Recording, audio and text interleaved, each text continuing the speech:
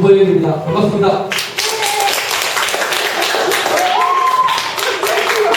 오늘은 여러분들께 1시간 만에 시인되는 것, 그것도 오늘은 더 단축시켜서 40분 만에 시인되는 법을 여러분들에게 공개해드리겠습니다. 오늘 여러분들에게 공개해드리는 이 공식은 제가 그동안 5,000여 편의 시를 쓰면서 3,000편 정도의 시를 썼을 때 여기저기서 강의 요청이 왔습니다. 그래서 강의를 하기 위해서 제 시를 분석해 보니까 문보영 시인의 시는 일정한 룰을 가지고 썼더라고요. 그래서 그 룰을 정리해 보니까 10가지 정도의 공식이 나왔습니다. 그 공식을 정리해서 지금 16개 시도를 중심으로 전국에 있는 독자들을 찾아다니면서 시쓰기 공식을 제공해주고 있습니다. 지금 서울, 부산, 대구, 청주, 춘천, 전주는 8개 정도의 시도를 다녔고 나머지 시도도 이어서 다닐 예정입니다. 가는 곳마다 강의를 들은 많은 분들이 이 시쓰기 공식을 이용해서 시를 쓰고 카카오 포토리, 밴드 나름대로의 SNS상에 활동하고 있는 그 분야에서 최고의 활동가로 지금 시를 올리면서 붐을 일으키고 있습니다. 오늘 공개해드리는 이 공식은 어떻게 보면은 인간요법입니다. 정말 한의들을 나와서 한의사 자격증을 따서 한의원을 개원을 할 수 있지만 그 한의학을 배우는 대학에서 한의과 대학에서 공부했던 동의보감도 어떻게 보면은 처음 그 책을 집필할 당시는 그렇게 아마 인간요법을 정리하는 것이 아닐까. 그 인간요법을 연구를 오랫동안 검증을 거쳐서 오늘날 동의보감을 한의원에서 처방하는 것이 아닐까 이렇게 생각합니다. 그렇다면 제가 오늘 여러분들에게 들려드리는 이 공식 역시 시를 쓰는 데 있어서 꼭 필요한 인간요법입니다. 또 이 인간요법을 가지고 이미 많은 분들이 시집을 발간하고 심지어 시 강의까지 하고 다니시기 때문에 저는 이 공식을 이용해서 여기 계신 모든 분들이 시인이 되는 기름길로 들어갈 수 있다고 생각합니다. 지금은 현재는 감성시대입니다. 감성시대는 감성시가 있기 때문입니다. 감성시는 짧은 시가 대세입니다. 요즘은 한 줄도 길다는 그런 시대입니다. 유튜브 역시도 지금 5분짜리, 10분짜리, 아니 1분짜리도 길다고 합니다. 그런 의미라면 10초짜리, 20초짜리, 30초짜리 유튜브가 사람들에게 사랑받고 있는 것을 감안하면 한 줄짜리, 두 줄짜리 감수시고 독자들에게 사랑받을 수 있습니다. 시가 독자들에게 사랑받지 않으면 읽어주는 독자가 없다면 그 시로서의 역할을 다하지 못했다고 봅니다. 우리가 강원도를 갈 때 미시령 고깃길을 넘어갑니다. 지금까지 우리가 그렇게 했죠. 하지만 지금은 서울에서 강원도로 갈 때 고속도로를 놓고 미시령 고깃길 아래에 터널을 뒀습니다. 그 터널을 보다가도 또 비행기를 타고 속초를 가고 있습니다. 그런데 구비구비 돌아가는 그 미시령 고깃길을 지금도 우리가 넘어 가야 되겠습니까? 물론 여행을 가거나 추억의 길을 가기 위해서 그 길을 넘어갈 수도 있습니다. 다만 우리가 그 미시령 길처럼 한 장도 모자라서 2장까지 넘어가는 시를 발표를 했을 때 독자들이 그 시를 정말 감동으로 읽을 수 있느냐? 다 그런 것은 아니지만 많은 시가 독자들로부터 외면받을 수 있습니다. 한 줄을 읽고 하는 사이에 끝나버렸습니다. 그러나 가슴속의 감동은 내려가고 내려가서 끝없이 내려갈 겁니다. 시에는 감성시에는 두 가지가 있습니다. 감성시를 만나고 난 뒤에 얼굴 가득 미소가 일어서 그날의 스트레스를 풀어주는 그런 감성시가 있습니다. 또 한편은 자기도 모르게 눈으로 읽은 이 감성시가 가슴으로 내려가서 마음을 자극하고 감정을 자극해서 그 감동이 영원으로 남도록 해주는 그런 시가 있습니다. 저는 후자의 감성시를 쓰고 있습니다.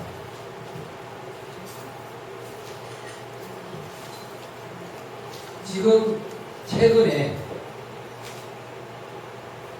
금융회사 이미 이름이 나왔기 때문에 실명을 드리겠습니다.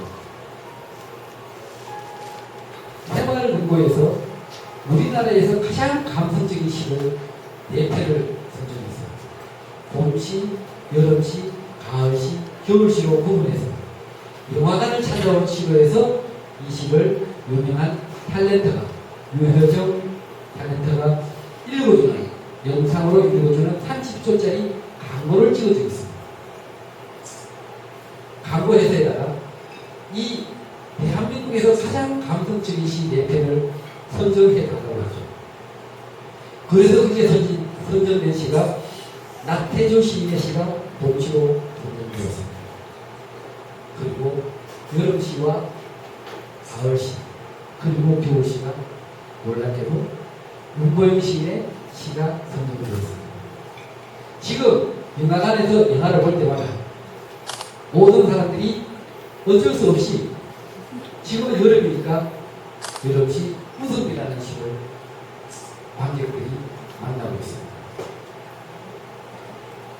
이와 같이 지금은 감성시대입니다.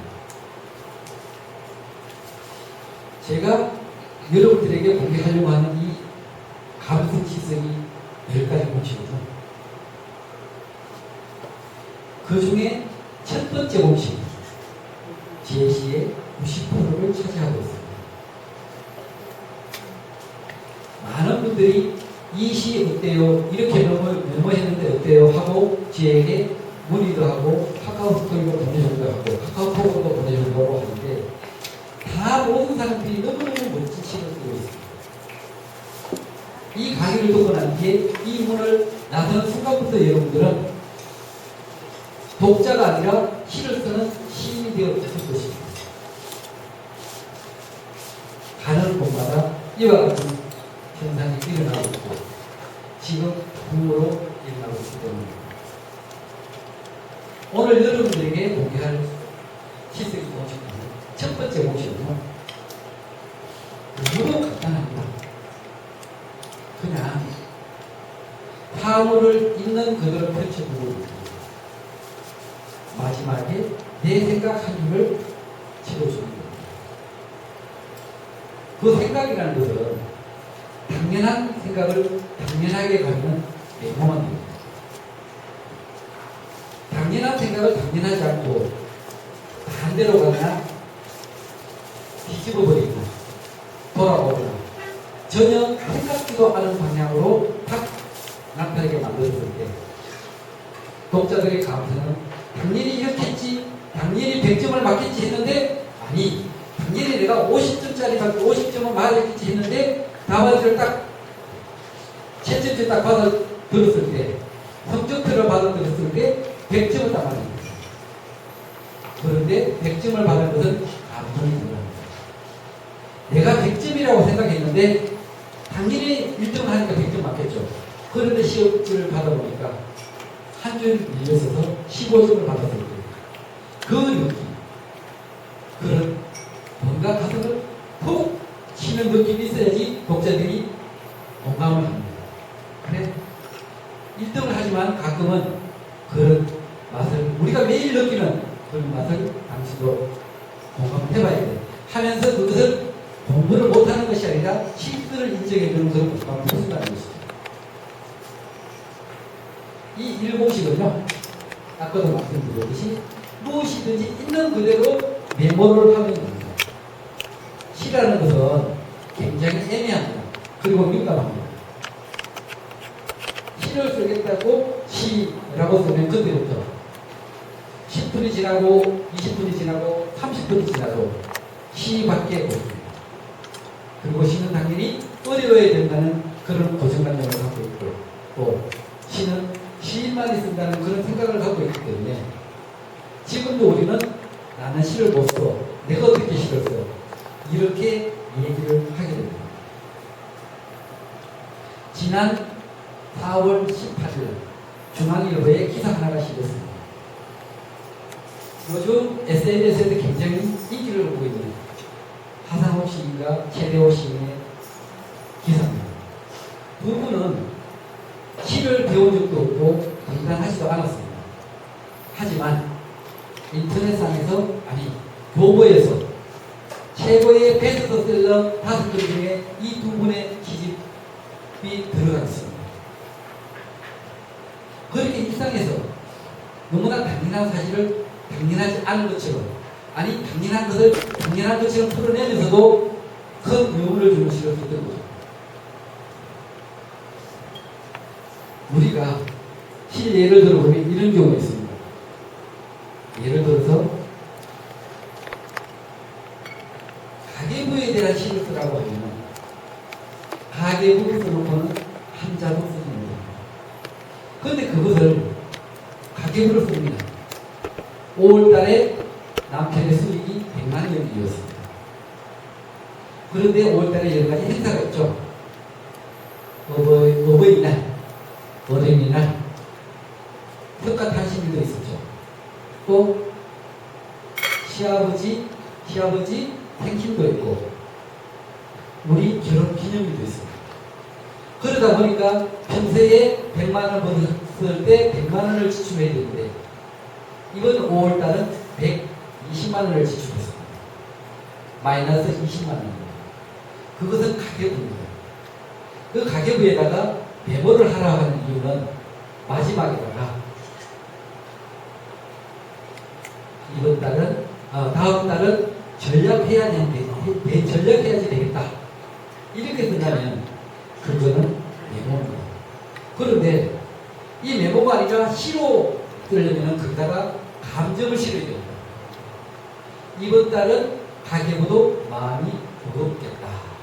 이렇게 쓰면 그게 바로 시입니다. 가계부 수입 100만원, 지출 어버이날 30만원, 어린이날 5만원, 석가탄신일 등 하나 5만원, 서성이날 친구 선생님 대접 12,000원, 지출 총 120만원, 마이너스 20만원. 이번 달은 가계부도 마음이 무겁겠다. 이렇게 하면 그게 가계부 시가 되는 거예요. 다르게 쓸 일이 없었대요. 시를 어떻게 쓰냐면요, 늘 저는 시를 쓰고 싶어하는 사람들에게 얘기합니다. 그냥 사진 찍을 정도의 광경을 문자 메시지로 친구에게 보내도 써라. 오늘 여기서 만약에 이 카페에서 우리가 식사를 하자는 친구에게 문자를 보내는데 하늘이 바다처럼 늘 파랗고 꽃들이 선조처럼 아름답게 피어있고 차는 왜 이렇게 막히는지 너무 많고 짜증나게 많고, 그러다가 마지막에 가서 친구야 그래도 오늘 우리 식사하자. 걔가 그냥 친구야 식사하자만 하면 되는데 왜 이렇게 썼을까? 이렇게 생각할 겁니다. 그냥 오늘 이렇게 쓰면 되지 않습니까? 오늘은 복날 그래도 친구야 나는 네가 생각났어. 오늘 우리 식사 한번 하자. 그렇게 메모를 하라는 겁니다. 그리고 난 뒤에 마지막에 그래도 내가 네 친구 네가 먼저 생각난 걸 보니 그만큼 너는 나에게 소중한 존재야. 이렇게 좀 생각한 줄 알면 그게 뭐야? 얘 시 쓰는 거야? 이렇게 얘기를 할 수 있다는 거죠. 어렵게 생각하면 절대 안 된다. 그냥 꾸밈없이 시를 쓰는 것이 아니라 메모를 하면 됩니다. 시를 쓰고 싶어 하는 사람들에게는 저는 늘 얘기합니다. 시를 쓰는 것이 아니라 메모를 하십시오. 그 메모 마지막에 내가 바라는 바를 적어주십시오. 친구들이, 아는 사람들이 보고 시라고 여겨줄 때 그게 진정 시지. 내가 시를 썼다고 해서 우리 가족에게, 친구들에게 막 보내서 읽어보라고 했을 때 선택해서 주는 그런 시는 사랑받는 시가 아닙니다. 라고 말하고 있습니다. 지금 여기 와 계시는 분들 중에도 그렇게 메모를 쓰신 경우가 있습니다. 친구와 날이 좋아서 쇼핑백에 여러 가지 음식을 준비해서 저기 바닷가로 나가서 소나무 밑에 앉아서 맛있게 커피를 마시고 이 젊은 날을 보내다 돌아왔다면 그런 얘기를 썼을 때 그게 시였습니다. 꿈속에서 만나면 그대 얘기 드리기에 이게 생각입니다. 우리가 흔히 이런 말을 많이 합니다. 너는 나의 희망이야. 너는 우리 집 기둥이야. 이런 말을 많이 하는데 그게 바로 메모입니다. 그리고 얘기하는 거죠. 거기다가 마지막에 꿈속에서 만나는 그대에게 드립니다. 이와 같은 말을 선물로 인해서 이게 우리나라에서 선물이라는 시 중에 가장 유명한 선물시가 되었습니다. 또 한 편을 들어보면요. 네이크로바라는 시가 있습니다. 벌판에서 네이크로바를 찾은 적이 있죠. 하지만 지금은 내 가슴에서 찾고 있습니다. 그대 생각이 행운이니까요. 누구나 다 들판에서 네이크로바 밭을 보면은 고개를 이렇게 숙여서 크로바가 내 입자리가 있나 없나를 살펴보고 있습니다. 하지만 지금은 내 가슴에 찾고 있습니다. 그대 생각이 행운이니까요. 이렇게 마지막에 생각을 넣음으로 인해서 이게 시가 된 것입니다. 한 편을 더 보면 있습니다. 이거는 여기 앞에 계시는 모든 분들에 다 해당되는 겁니다. 정말 여기 계시는 분들이 얼마나 아름답고 멋지고 지적이고 상큼하고 우아하고 여기서 그렇지 않은 분이 없습니다. 이런 말을 우리가 얼마든지 하죠. 선생님이 그렇습니다. 선생님을 머리 하십니다. 그렇지. 여기에서 예뻐요. 나 말이야. 예쁩니다. 아이 그런 말 하지 마. 이 나이에 어디를 거 아니야. 이렇게 얘기하지만 집에 가서 그거를 보면서 그 친구 정말 보는 눈은 있어. 이렇게 혼자 스스로 생각을 하게 됩니다. 왜? 사실이니까. 너를 머리 하신다. 선생님을 머리 정말로 아름답습니다. 하십니다. 얼마나 멋져요. 얼마나 아름다워요. 얼마나 지적이세요. 얼마나 우아하세요. 다시 여기서 제가 꾸미고 있으니까 선생님은 저 하늘나라의 선생님처럼 이렇게 날개가 달리는 것처럼 너무 귀하게 여기 생겼습니다. 뭐 이런 말 안 쓰지 않습니까? 있는 것도 너무 멋지세요. 너무 분위기 있으세요. 너무 아름다우세요. 있는 그대로 써주세요. 그래서 마지막에 선생님이 하시는 거예요.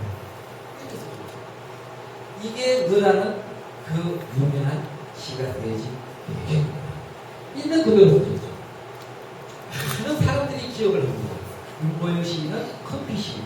그렇게 커피 시인이라고 별명이 붙어진 첫 번째 시가 커피라는 시입니다. 커피에 설탕을 넣고 크림을 넣었는데 싱겁군요. 맛이 싱겁군요. 그대 생각을 빠뜨렸군요. 그대 생각을 빠뜨렸군요. 커피에 설탕을 넣고 크림을 넣었는데 맛이 싱겁군요. 그대 생각을 빠뜨렸군요. 우리가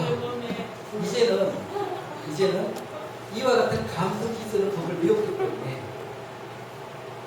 어머니께서 커피를 드렸는데 아가야 그러면 네 어머니 설탕 갖다 드릴게요. 이게 아니라 어머니 설탕 갖고 가면서도 어머니 제 사랑이 부족했죠? 달콤한 사랑 넣어드릴게요 하면서 설탕을 조금 넣어드린다면 센스있는 이 며느리 이렇게 얘기합니다.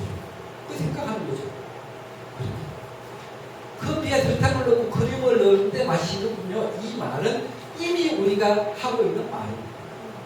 그 밑에다가 거기다가 설탕이나 프림을 넣은 것이 아니라 그대 생각을 빠뜨린 걸로 반대로 가있어요. 그러니 사람에게 어머 이 시 밑에다가 어떤 분이 그런 말을 썼습니다. 라면이라는 이름을 달아서 태르게 했던 것이죠. 펄펄 끓는 물에 면과 선풀을 넣고 계란 대파를 넣었는데 맛이 싱겁군요. 아, 농부의 마음을 빠뜨렸군요. 만약에 이분이 이 시를 먼저 떴다면 저는 커피라는 시를 못 썼을 것입니다. 그런데 이분이 먼저 떴다면 뭐 라면 회사 광고에 이 시가 나오고 이분은 라면 시인이 되었을 겁니다. 그러니까 우리 주위에 얼마든지 이와 같은 시가 있다는 거죠. 다만 쓰지 않았을 뿐이죠. 우리가 단추 떨어지면 단추 달아주잖아요. 우리 자녀들. 이 단추가 떨어졌을 때 이 아이는 왜 이렇게 장난이 심해 이와 같은 생각을 하죠.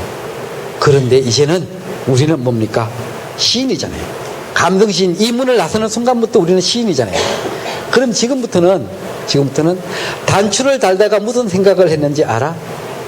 이 단추가 그대였다면 내 마음에 달았을 텐데.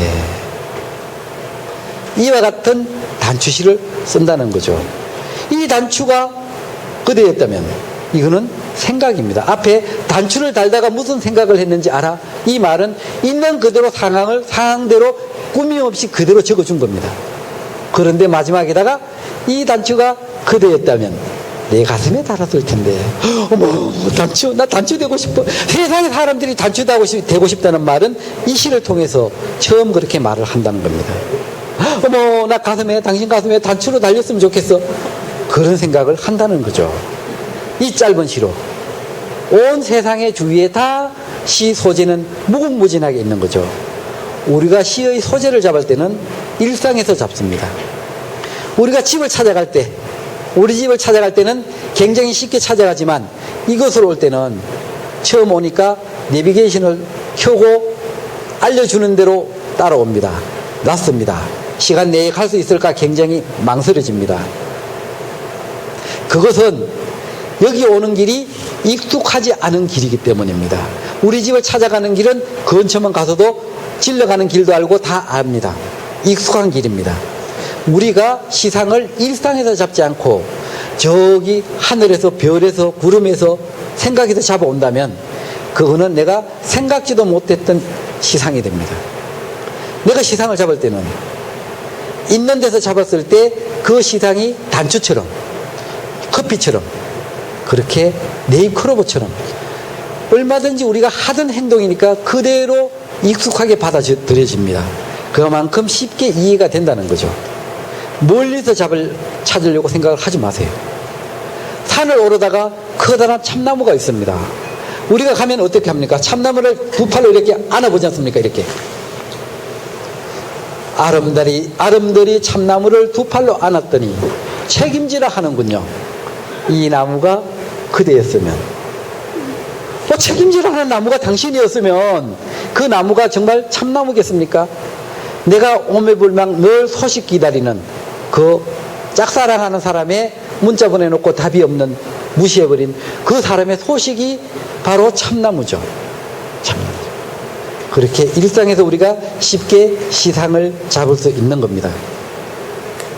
우리가 이 공식은 일공식에다가 좀 더 강하게 좀 더 이미지를 부여한 그 확대된 감정으로 가는 거고요. 3공식을 들어가면 그렇습니다. 3공식은요, 내가 답을 하지 않습니다. 독자들 요즘 수준 높습니다. 수준 높은 독자들에게 답을 하라고 메시지를 턱 던져놓고는 나는 뒤로 물러서서 팔짱 끼고 딱 봅니다. 어떻게 하나 보자 라고 하는 거죠. 실예를 들면 이런 겁니다. 어쩌면 좋지란 시가 있습니다. 어쩌면 좋지란 이 시를 들으시고 만약에 공감이 가면은 박수를 쳐도 됩니다. 어쩌면 좋지 윤보영. 자다가 눈을 떴어. 방 안에 온통 네 생각만 떠다녀. 생각을 내보내려고 창문을 열었어. 그런데 창문 밖에 있던 네 생각들이 오히려 밀려 들어오는 거야. 어쩌면 좋지. 어쩌면 좋지. 예.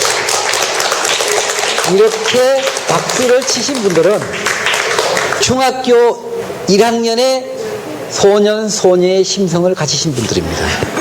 그런 심성이 있다는 것을 오늘 이 자리에서 여러분들은 확인을 했습니다. 그런 멋진 당신을 위해서 다시 한번 박수를 주십시오.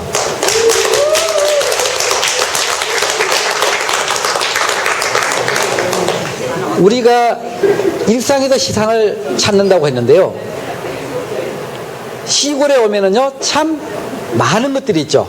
매미소리 있죠. 모기 있죠. 바람 있죠. 들꽃도 있고 개구리소도 있지만 파리도 있습니다. 파리를 가지고 시를 대부분의 사람들은 쓰지 않습니다.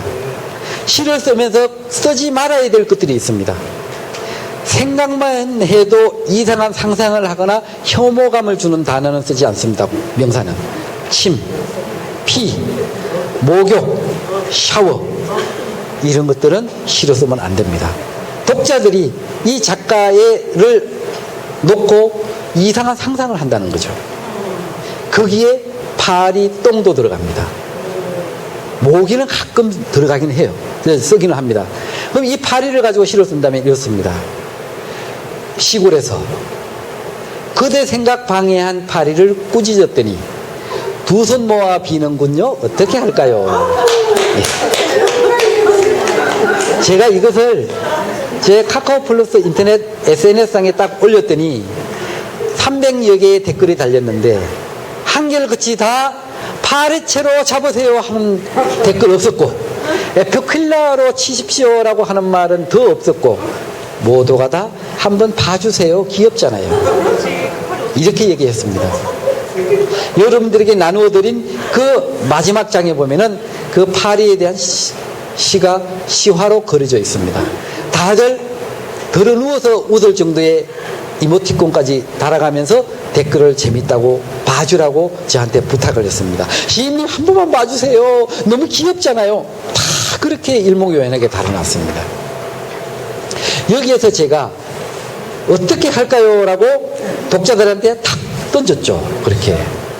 예를 들어서 의사한테 그대 생각 더 넣게 내 마음을 수술해 달라고 하면 뭐라고 말할까요? 이런 시를 썼더니 이게 의사 선생님이 보시더니 이거 우리 병원에 좀 달아야 되겠다. 그게 정말 와서 선생님 내가 좋아하는 사람 생각 더 넣게 이 마음 좀 수술 좀 해주세요.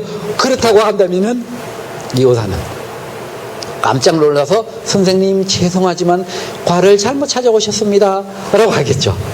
그런데 이것은 시기 때문에 다 받아들이고 웃고 어머 이렇게 반응을 보이는 거죠.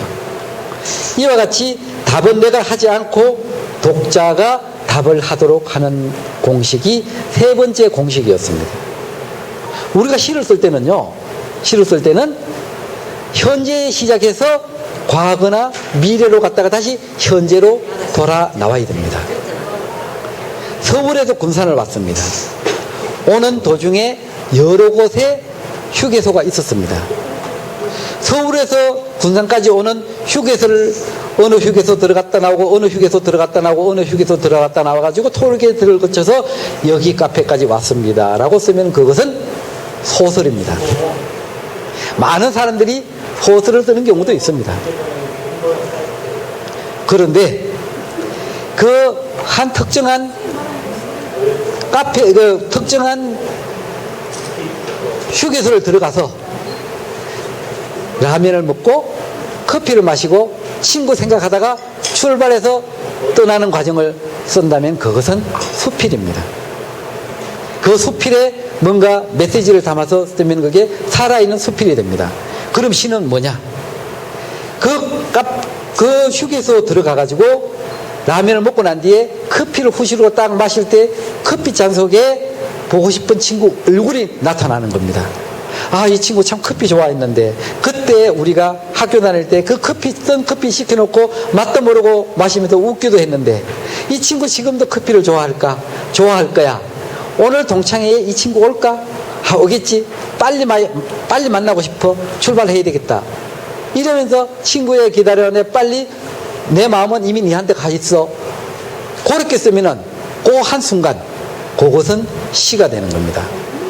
시라는 것은요, 이 독자들이 누구나 다 보고 감동을 느끼는 그 장면을 시인이 좋은 말로, 아름다운 말로, 글로 그것을 표현해주는, 대신해주는 게 시입니다.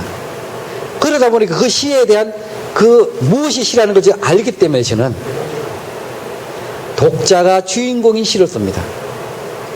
행복, 사랑, 우정, 친구, 가족,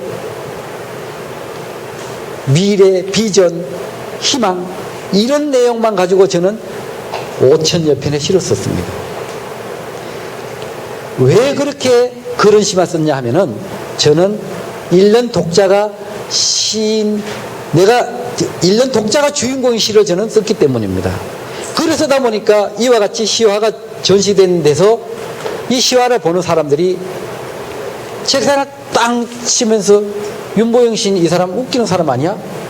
왜 내가 얘기도 하지 않았는데 내 얘기를 다 써놨어? 이렇게 얘기를 하는 겁니다. 읽는 독자가 주인공이기 때문에 그렇게 우리 자녀들이 일기를 씁니다. 일기를 쓰는데 가끔 책상에 두고 간 일기장이 있으면 부모는 10명 다 그 일기장을 펼쳐보고 싶습니다. 우리 아이가 지금 어떤 생각을 하고 있을까 궁금합니다. 근데 이 일기장을 펼쳤는데 안에 갑자기 엄마가 5만 원 용돈을 줘서 친구들과 피자 파티를 열었는데 너무너무 좋아한다 했다. 다음에 다시 엄마에게 용돈을 받으면 영화관을 가야 되겠다. 이렇게 써놨습니다. 돈을 주지도 않았는데. 그러면은요, 그 어머니는 그날부터 아이가 어머니 내 요즘 이렇게 일기 써요라고 보라고 해도 안 볼 겁니다. 시도 마찬가지입니다. 처음부터 그렇게 꾸미고 막 써서 이거 좀 읽어봐 라고 하면은 처음에는 그냥 가족들이 잘 썼네? 그래. 좋아. 읽어보지도 않고 좋아 말합니다. 조금 더 지나면 어떻습니까? 5,000원, 만 원을 한 편 읽어보는 소감 얘기해 주는데 5,000원, 만 원을 주고 읽어봐 달라고 합니다. 그 다음에는 그 5,000원, 만 원도 안 받고 안 읽으려고 합니다. 왜? 5,000원을 받았는데 읽고 나면 만 원어치 머리가 답답합니다. 아픕니다. 그럼 누가 읽겠습니까? 그죠? 우리가 과거에 있었던 내 경험만 가지고 계속 시 속에 막 담아 놓습니다. 과거로 시작해서 과거 경험으로 해서 과거로 끝납니다. 우리가 시를 쓸 때 조심해야 되는 게 교훈적인 것, 그리고 뭔가 가르치려고 드는 것, 그리고 굉장히 죄송한 표현이지만 교과서적인 시, 이런 시는 독자들에게 사랑을 받지 못합니다. 시인님이나 잘하십시오라는 말을 듣기 십상입니다. 십상이죠. 그와 같이 이렇게 가족도 싫어하는 그런 시를 우리가 써서 막 카톡으로 보내고 막 좋은 거라고 막 올려놓고 막 읽어봐 달라고 하고 이렇게 지금 우리가 현재 하고 있다는 거죠. 한 줄을 읽어도요, 정말 어머 맞아 하면서 웃을 수 있는 시를 써가지고 줬을 때는 읽지 말아라 해도 와서 요즘 어떤 시 써? 좀 봐. 지난번에 그 시 굉장히 좋던데 하면서 보여달라고 합니다. 도리어 5,000원, 만 원씩 받고 읽어보라고 해줄 것입니다. 왜냐하면은 남편은요, 가장 나의 든든한 후원자이기 때문에 야, 참 글 요즘 좋더라. 이거 시집 내면 내가 당신 시집 내줄게 라고 하면서 재형저축 될 겁니다. 그렇게 감동 있는 시를 쓰기를 여러분들에게 부탁드립니다. 제 4공식은 있는데요, 이것은 알려진 얘기거리에다가 감정을 넣는 겁니다. 이건 쓰기 너무너무 쉽습니다. 교과서적인 얘기에다가 격언과 그리고 우리가 그 알려진 뭔가 좋은 얘기에다가 생각을 한 줄 넣는 겁니다. 예를 들면 이렇습니다. 행복이라는 시를 예를 들어 보겠습니다. 사랑은 받는 것보다 주는 것이 행복하다고 했죠. 그래서 내가 행복한가 봅니다. 이게 내 뒤에 오는 사람을 내가 내 주위에 있는 사람을 여기는 꽃밖에 없습니다. 꽃밖에 없습니다. 이 친구 모임이에요. 여기는 꽃밖에 없습니다. 그런데 이 꽃들이 어떻게 나만 바라보고 있네요. 그러면 나는 어떻습니까? 꽃 중에 제일 예쁜 꽃이라는 거죠. 그렇게 이것을 유치한 시인의 행복이라는 시에 사랑은 주는 것이 주는 것이 받는 것보다가 행복하나니 이런 시가 있습니다. 이 시에다가 초등학교 선생님이 우리를 가르치기를 너희들을 학생들 여러분들이 정말 잘 되기를 바란다면 주위에 있는 사람을 칭찬하라. 내 뒤에 100m 달리기를 하는데 내 뒤에 따라오는 사람을 돌아봤더니 총알같이 빠르더라. 그러면은 여러분들은 총알보다 빠르다는 얘기입니다. 라는 얘기가 생각나서 그 두 개를 접목시켜 가지고 이 행복이라는 시를 썼습니다. 그랬더니 보험회사에서 시 카렌더를 만들 때 5월의 시로 이 시를 선정해서 시집에 그 카렌더에 실었습니다. 밑빠진 독이라는 말을 우리가 많이 쓰지 않습니까? 그죠? 아무리 해도 소용이 없는 게 밑빠진 독이죠. 여러분들 밑빠진 독이라는 얘기 가끔 얘기했을 겁니다.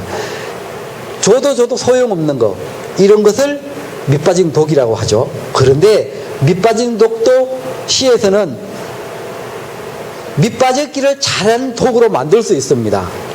어떻게 시를 풀어가나 보세요. 밑빠진 독.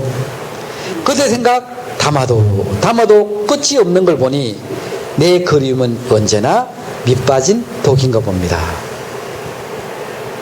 생각이 끝이 없지 않습니까? 그러나 어디까지가 채워도 끝이 없는 거야. 그러니까 이게 밑빠진 독이니까 내가 그렇지라고 생각을 하는 거죠. 또 한편을 더 들어보겠습니다. 콩깍지가 씌면 보이는 게 없다고 했죠. 그런 말 하지 않습니까? 그죠? 아마 좀 웃으시는 분들 보면 엄마한테 그런 소리 들으신 분 같아요. 옛날에 콩깍지가 씌기 때문에 보이는 게 누구 우리 친구 아들 서울에 잘 이렇게 좋은 회사 다니는데 그 이번 일요일에 한번 만나볼래라고 했을 때 나 결혼 안 할 거야. 싫어. 너 아마 콩깍지가 씌어서 그렇지라고 얘기를 한다는 거죠. 그런데 콩깍지만 씌도 선도 안 보고 만나지도 않겠다는데 그대 그리운 나는 콩밭이라고 했으니 얼마나 보이는 게 없겠습니까? 그래서 제가 콩깍지라는 시를 이렇게 썼습니다. 콩깍지, 윤보영. 콩깍지가 씌면 보이는 게 없다고 했죠. 그대의 생각 가득한 나는 콩깍지가 아니라 콩밭입니다. 그랬더니 다 같이 맞아요 이구동성으로 그렇게 공감을 하더라는 거죠. 예. 우리가 아까 선물이라는 시를 여러분들에게 들려드렸잖아요. 사랑합니다. 자기 전에 이 말을 곱게 포장했습니다. 꿈속에서 만나면 그대에게 주기 위해. 이 말을 우리가 얼마든지 할 수 있는 말이듯이 자기야 내 꿈꿔 이런 말 하잖아요. 했잖아요. 아마 했을 겁니다. 한때 그게 굉장히 유행이 됐을 때가 있었습니다. 그러면은 그걸 가지고 알려진 얘기거리 그걸 가지고 시를 쓴다면 그렇습니다. 자기야 내 꿈꿔. 어제는 내가 당신 꿈 꾸었으니 제목을 부탁이라고 하면 그게 시가 되는 겁니다. 그렇게 시는 멀리 있는 것이 아닙니다. 가까이 있는 것입니다. 2주 전에 제가 대전에서 시 특강을 한번 했는데 거기에 어떤 중년 여성 한 분이 벌떡 일어나서 손을 번쩍 들면서 시인님을 제가 어제만 만났어도 얼마나 행복했을까요? 왜 그러십니까? 오늘 아침에 토요일 날 8시 특강을 듣기 위해서 조찬 특강이었으니까 아침 일찍 일어나서 김치찌개를 딱 끓여놨는데 남편을 깨워서 이 식사를 하라고 불렀더니 이 남편이 딱 첫 술을 딱 뜨자마자 김치찌개가 너무 쉬워 라고 하더랍니다. 그래서 반대급부로 탁 나온 말이 이 양반이 간이 배밖에 나왔구만 하고 설거지도 안 하고 탁 그래서 큰 소리 하면 탁 지르고 특강들으로 왔다는 거죠. 근데 그분이 강의가 딱 끝나고 난 뒤에 하는 말이 이거였습니다. 내가 어제만 시인님 강의를 들었어도 여보 내 사랑이 너무 익었나 봐요.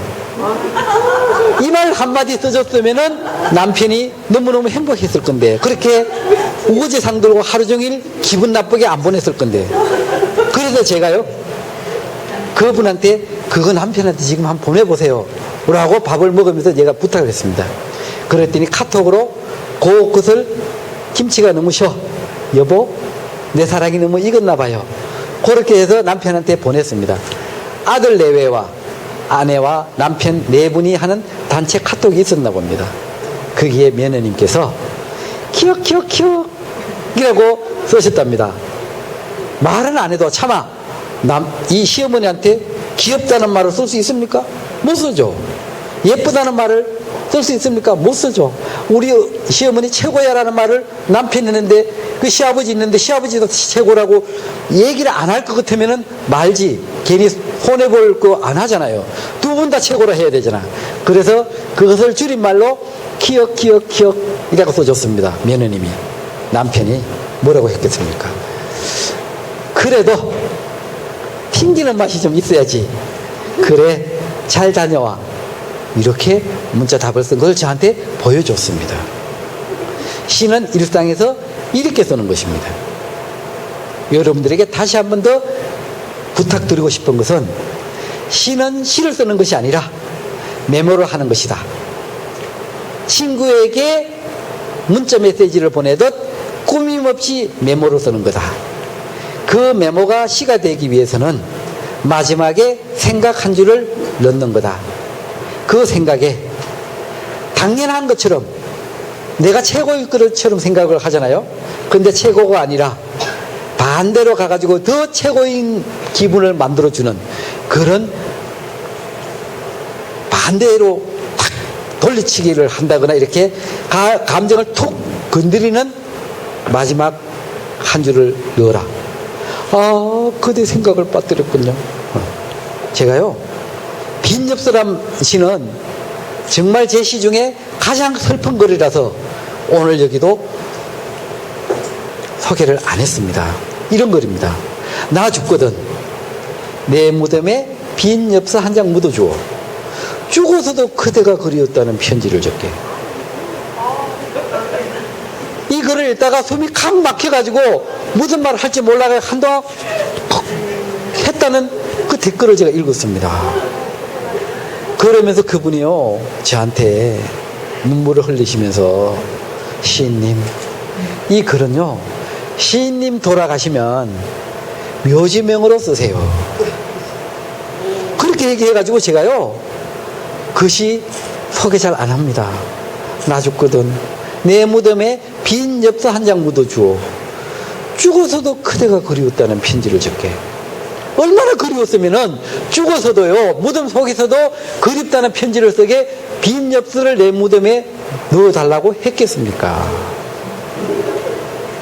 그처럼 마지막에 빈 엽서 한 장 묻어줘 그냥 편지나 쓰게 이 말을 그렇게 썼다면은 그냥 알았어 갈 때 뭐 노잣돈도 묻어주는데 뭐 그래 알았어 나 죽거든 내 무덤에는 술병은 절대 올리지 마라. 내 아버지 때문에 내가 만날 속상해 죽겠다. 예, 엄마 술병 안 올릴게요. 뭐 요거를 올려주세요. 뭐 예를 들어서 이런 뭐 특정한 상품을 얘기를 할 때는 있습니다. 많은 사람이 요즘은 커피 올려주세요. 나 커피 너무 좋으니까 나 죽거든. 내가 올 때는 내 산소에 내 묘에 올 때는 꼭 커피 가져오는 거 잊지 마라. 이렇게 얘기나 살아생전 하시는 분들이 있답니다. 너무 커피를 좋아하셔서. 그런데 그게 그냥 그렇게 일상적인 메모에서 마지막에 죽어서도 그대가 그리웠다는 편지를 적게 이 말 톡 던지고 난 뒤에 그냥 하고 숨이 칵 막혔다는 거죠. 그와 같이 마지막 한 줄은 살아있는 내 생각을 넣어주는 것 이렇게 시를 쓰면 됩니다. 예, 고맙습니다. 간단하게 한두 분에게 질문을 받고, 그리고 우리 신앙송가분들이 서울에서 오셨기 때문에 촬영 때문에 제가 도중에 신앙송을 못 넣습니다. 나중에 낭송을 듣고 같이 얘기하고 하도록 하겠습니다. 여기서 질문을 누구라도 좋습니다. 질문을 해주시면은요, 예, 제가 답을 드리겠습니다. 무엇이든 좋습니다. 질문하십시오. 제가 선물 드릴게요. 제 시집 드리겠습니다. 질문하시는 분들에게, 예, 좋습니다. 예. 예, 우리 어린이 오셨네요. 예. 그래, 어린이 어머니. 예. 혹시 대상이 있나요? 예, 우리 박수 한번 드릴까요? 예. 대상이 있습니다. 시에는 대상이 없는 게 없습니다. 다만 그 대상이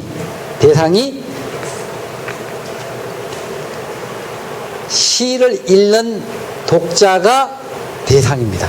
독자가 보고 싶어 하는 사람이 대상이고, 저에게 묻습니다. 시를, 저에게 시인님처럼 시를 쓰려면은 연애를 해야 되는데, 나는 연애를 안 했습니다. 못 쓰겠습니다. 맞습니다. 하지만 여러분들은 이 문을 나서는 순간부터 시를 쓸 겁니다. 왜? 제가 지금부터 여러분들에게 애인 만드는 법을 소개해 드릴 거니까, 연애하는 법을 소개해 드릴 테니까, 이거요, 정말 쉽습니다. 제가 제 시 중에 어떤 분이 그런 댓글을 달았습니다. 연애를 안 해서 저 시를 못 쓰겠습니다. 그래서 그것도 시가 됩니다. 어떻게 그게 시가 됩니까? 보세요. 시 쓰겠네요. 윤보영. 연애를 안 해서 시를 못 쓰겠다고요? 그럼 지금부터 시와 연애하면 되겠네요. 여러분들은요, 이 감성시 메모와 연애하시면 됩니다. 아주 사소한 것도 다 시가 됩니다. 여기서 만약에 갑자기 시를 쓰라고 하면은요, 여기 앞에 보이는 사진 한 장 찍을 정도의 장면을 그대로 쓰면 됩니다. 예를 들어서 앞에 컵이 있습니다. 시화가 있습니다. 벽난로가 있습니다. 카메라가 있습니다. 피아노가 있습니다. 모두들 애썼습니다. 그대를 돋보이기 위해. 카페에서 이렇게 하면 그게 시가 되는 겁니다. 그게 뭐 꾸며가지고 여기 뭐 우주가 어떻고 뭐 외로움이 어떻고 우울증이 어떻고 이런 말은 없지 않습니까? 있는 그대로. 선생님 만약 안경을 가지고 시를 쓴다 그러면은 제가 안경을 가지고 이런 시를 썼습니다. 오늘은 그대 생각하는데 안경도 무겁구나. 뭐 그렇게 쓰면 그게 시가 됩니다. 또 그거 말고 또 재미나게 쓴다면 이렇습니다. 사람들은 자세히 보기 위해 안경을 쓰고 나는 그대를 자세히 보기 위해 눈을 감는다. 사람들은 자세히 보기 위해 안경을 쓰고 나는 자세히 보기 위해 눈을 감는다. 그렇죠. 그렇게 시를 쓰면 된다는 거죠. 뭐가 어렵습니까? 뭐가 힘듭니까? 뭐가 못 쓰겠습니까? 공감해주는 독자가 있다면 그 시는 살아있는 시입니다. 예. 또, 예, 제가 시집 하나 드리겠습니다. 우리 어린이들이요, 거기 어린이들만의 시를 이렇게 메모를 하도록 해 주십시오. 거기 마지막에다가, 요거는, 네가 요럴 때 어떤 생각이 들었어? 라고 물어가지고 그 생각을 마지막에 써주도록 이렇게 얘기를 해 주십시오. 지금은요, 시를 쓰거나 읽거나 뭐 시인이 되라는 얘기는 아닙니다. 시를 많이 읽어서 감성을 자극시켜서 생각의 폭을 넓히고 그리고 상상의 폭을 넓혀서 나중에 사회인이 되었을 때 그 직장에서 최고로 아이디어가 풍부한 그런 사람으로 인정받는 에디터 직원이 될 수 있는데 도움을 주기 때문에 시를 많이 읽으라고 권해주고 싶습니다. 그렇게 제가 초등학교 5학년 때 일기를 쓴 친구 일기에 오늘 아침 산에 올라가서 진달래 피는 소리를 들었습니다. 그 소리를 듣고 나도 저런 시를 써보겠다고 싶어서 메모를 막 하면서 막 이렇게 벌레 먹은 단풍잎을 보고 단풍잎 아줌마 너무 마음이 아프겠어요. 그래도 힘내요. 제가 다음에 와서 붉게 물들었을 때 제가 봐줄게요. 막 이런 얘기도 막 주고받고 이렇게 연습도 한번 해봤습니다. 그때 제 장래 희망이 아동문학가였습니다. 그렇게 장래 희망을 적어냈는데 제가 27년 만에 대진일보 신춘문예에 동시로 당선을 했습니다. 그때 동시로 당선하고 그 모교에 가서 27년 만에 제가 우리 후배들에게 시 강의를 했죠. 특강을 했죠. 그때 교장 선생님 도움을 받아서 생활기록부를 카피를 받았습니다. 거기 아동 쓰는 게 없더라고요. 그때 제가 아동문학가의 그 꿈을 27년 만에 우연히 메모를 하면서 그게 이와 같이 시로 연결되어서 신춘문예 당선을 하고 중학교 국어책에 시가 실리고 초등학교 음악책에 동시가 작곡되어서 그 교과서에 실리는 이런 정말 보람이 있는 일이 저에게 선물로 주어졌습니다. 여러분들은요, 앞에 나와 있는 제가 여러분들의 3년 후에 여러분들을 보고 있는 제가 거울입니다. 여러분들이 앞으로 3년 뒤에 여기 와서 이렇게 독자들에게 얘기하고 있는 여러분들이 바로 저입니다. 여러분들 사랑합니다. 고맙습니다.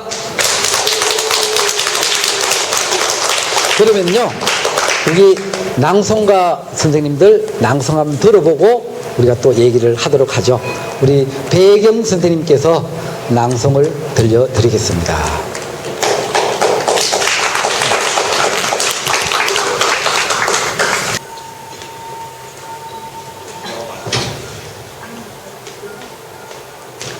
청산도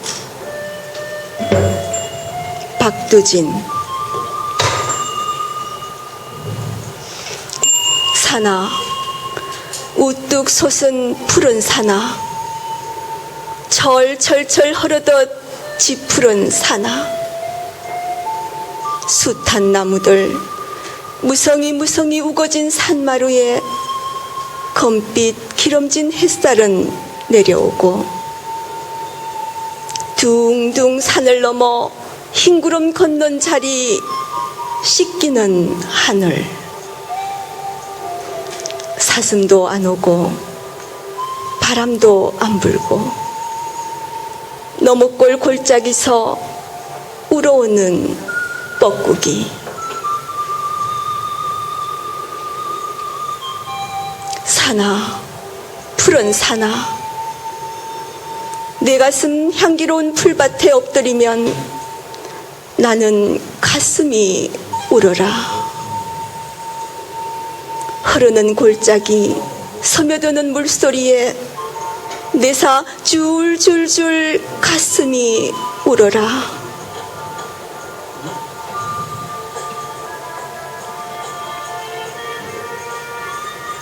아득히 가버린 것 잊어버린 하늘과 아른아른 오지 않는 보고 싶은 하늘에 어쩌면 만나도질 볼이 고운 나의 사람. 난 혼자 그리워라. 가슴으로 그리워라.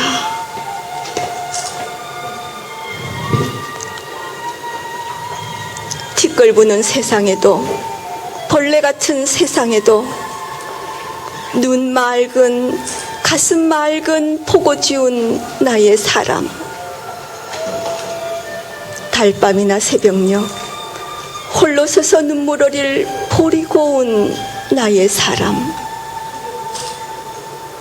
달 가고 밤 가고 눈물도 가고 튀어올 밝은 하늘 빛난 아침 이르면 향기로운 이슬밭 푸른 덕을 총총총 달려도 와줄 볼이 고운 나의 사람.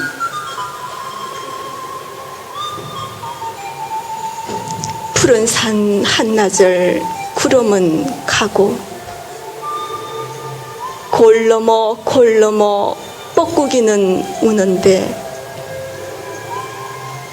눈에 어려 흘러가는 물결 같은 사람 속 아우성쳐 흘러가는 물결 같은 사람 속에 난 그리노라. 너만 그리노라. 혼자서 철도 없이 난 너만 그리노라.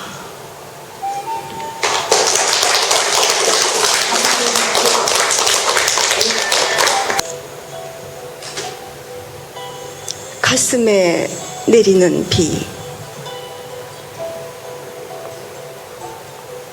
윤보영.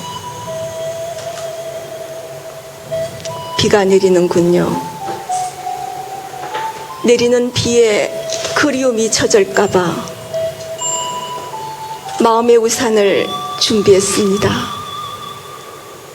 보고 싶은 그대. 오늘같이 비가 내리는 날은 그대 찾아갑니다. 그립다 못해 비가 됩니다. 내리는 비에는 옷이 젖지만 쏟아지는 그리움에는 마음이 젖는군요. 벗을 수도 없고 말릴 수도 없고 비 내리는 날은 하늘이 어둡습니다. 그러나 마음을 열면 맑은 하늘이 보입니다. 그 하늘 당신이니까요.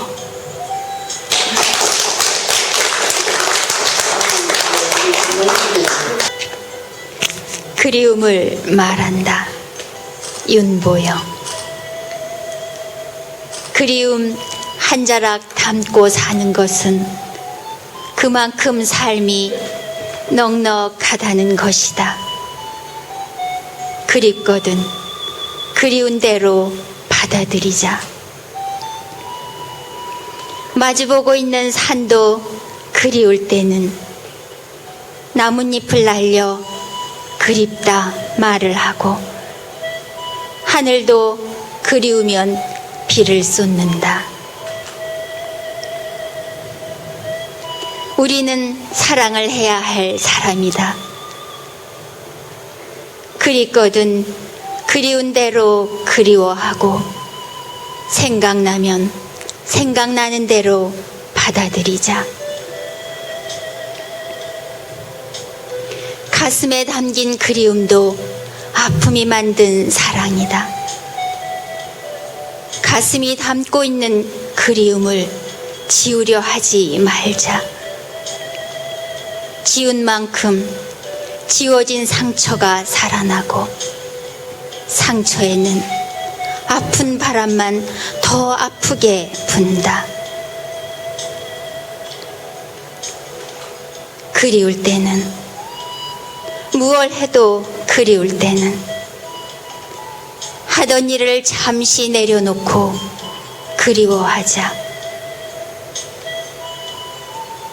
가벼운 마음으로 사는 맛을 느낄 수 있게, 그리우면 그리운 대로 그리워하자. 그게 우리가 살아가는 길이고, 그게 우리가 해야 할 사랑이다.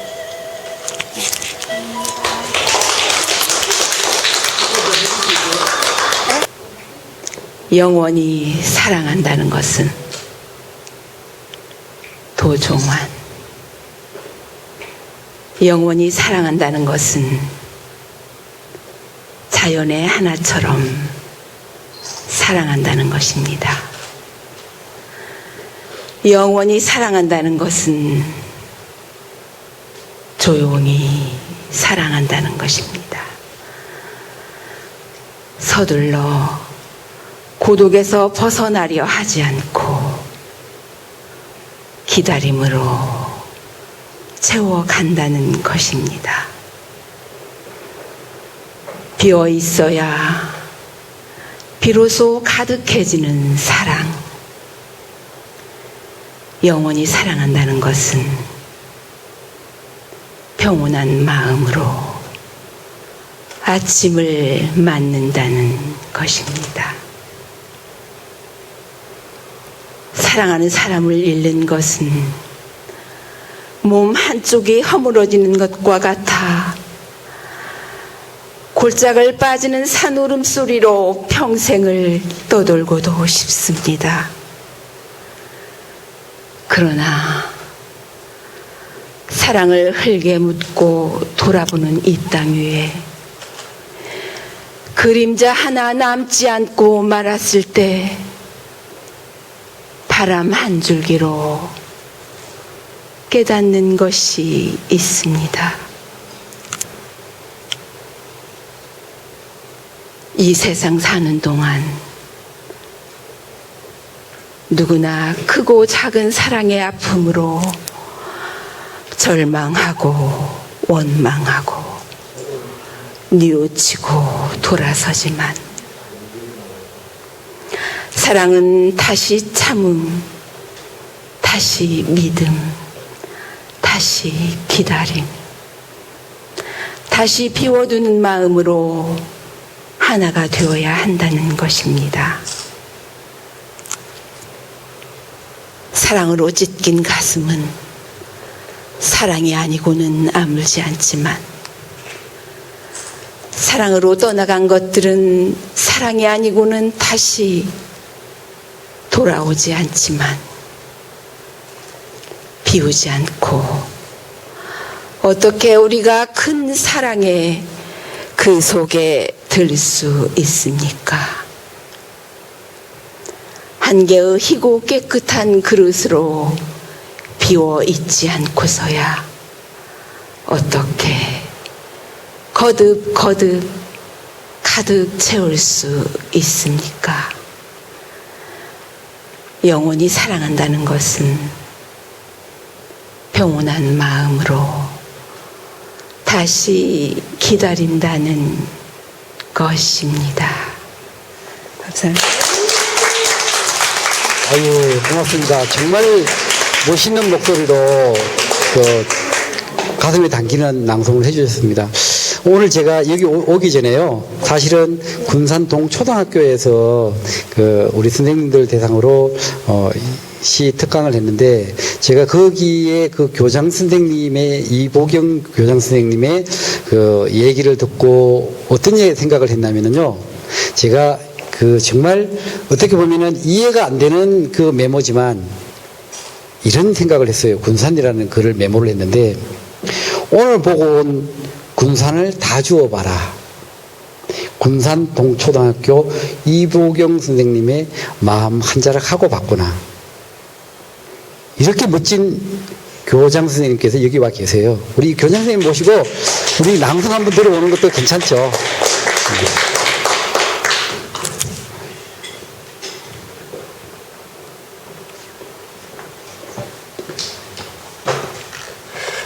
마이크가 별로 안 좋은 것 같으니까요. 제가 그냥 육성을 하겠습니다. 해야 돼요?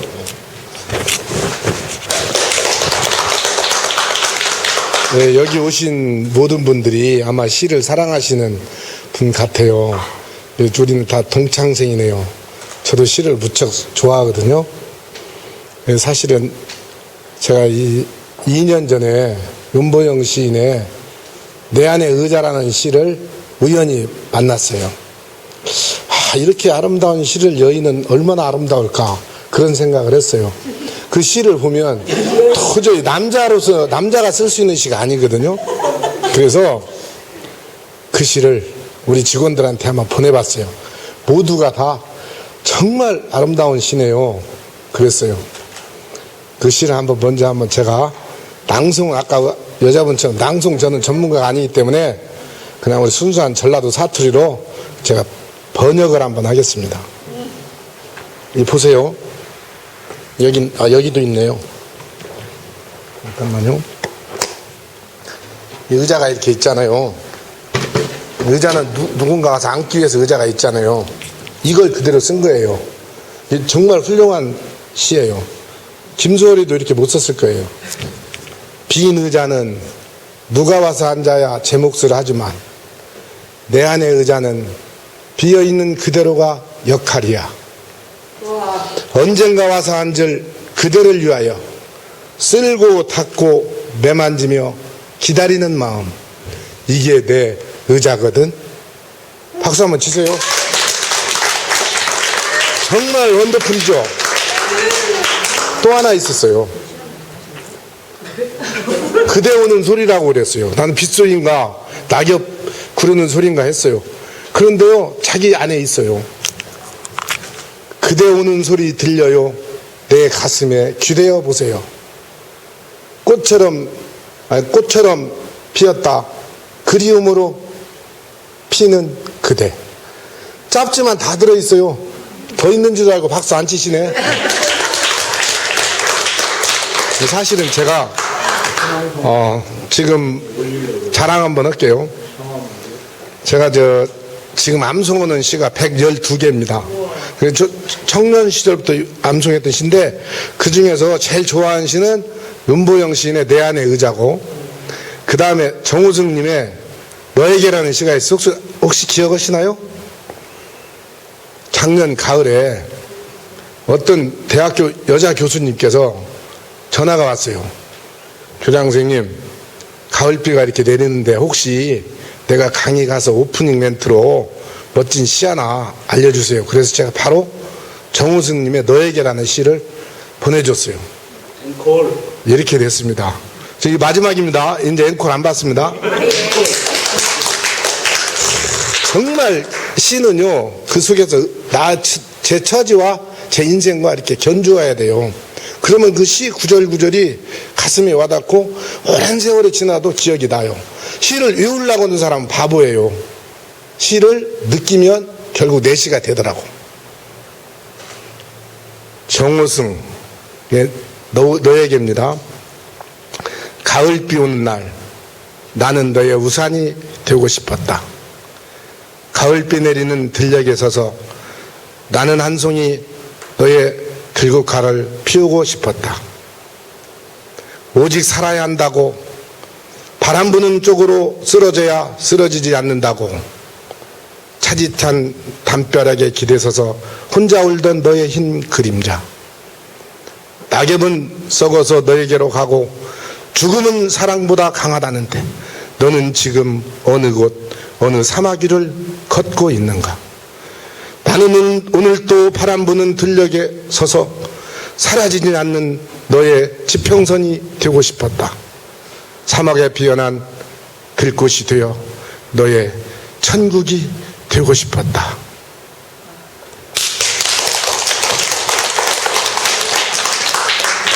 예, 고맙습니다. 너무 정말 초등학교 교장 선생님께서 시를 가지고 학교에서 아이들하고 함께하는 그 모습이 너무 좋습니다. 우리 박수 한번 부탁드릴게요.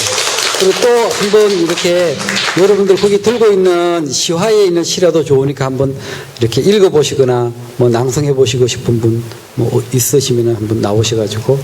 예. 아니요, 그래도 한번 해보십시오. 아닙니다. 이거는 지금부터 시작이니까 지금이 중요한 거예요. 앞으로는 정말 시에 쓰는 시인이 될 거니까 자작시도 낭송도 하시고, 여기에 보면 이렇게 시화가 많이 걸려 있잖아요. 전국에 이렇게 시화가 걸려 있는 상설 전시장이 50여 곳이 됩니다. 그래서 많은 사람들이 자랑을 해주고 있는데, 우리 대표님 한번 오셔가지고 이렇게 많이 이렇게 시화도 걸어놓고 하셨는데 정말 예쁘게 이렇게 준비하시니까 한번 오셔가지고 뭐 여기 간단한 소개 겸 이렇게 윤보영 시인을 만나는 어떤 소감이라든지 뭐 뭐든지 좋으니까 한번 좀 우리 말씀 좀 해주시겠어요? 예. 잠깐 나오셔가지고 예. 우리 박수 한번 부탁드릴게요. 네. 윤보영 시인님께 마이크를 건네받은 아주 영광을 누려서 너무 감사합니다. 사실 시를 읽었는데 처음에 깜짝 놀랐어요. 처음에 막 이렇게 막 이렇게 알죠? 그 막 이렇게 예. 근데 그걸 계속 읽는데 중독이 된 거예요. 제가 다니면서 여기도 다 읽었어요. 그러니까 하나 읽으면 또 다음 걸 읽게 되고 또 읽게 되고 그러면서 제가 어린 시절로 돌아가는 느낌이 들면서 또 제 아내 생각도 자꾸 나고 연애할 때 생각도 좀 나고 그렇습니다. 그래서 오늘도 이렇게 직접 만나 뵈니까 다른 연예인을 본 것보다 훨씬 더 제가 많이 떨려요. 그래서 오늘은 누구보다도 저에게 행운인 날인 것 같아요. 윤보영 씨 만나 뵈서도 좋지만 윤보영 시인님이 또 군산에서 또 이런 시로 군산 시민들의 마음을 울려서 너무 좋습니다. 앞으로도 계속 저는 윤보영 시인님의 시를 새로운 시가 또 나오겠죠. 예, 계속 관심 있게 보고 또 저도 이제 시 쓰는 법을 알았으니까 예, 커피 시는 아니더라도 다른 시인으로 한번 시를 한번 써보도록 하겠습니다. 대단히 감사합니다. 고맙습니다. 우리 또 사장님 또 한 분 계시죠? 잠깐 나와서, 예? 잠깐 나오셔서 인사하시죠. 예. 멀리서도 오고. 앞으로 이걸 계기로 해서 이곳에서 자주 많이 만나고 할 건데, 잠깐 나오셔가지고요. 예, 인사하시죠. 예. 박수 부탁드리겠습니다.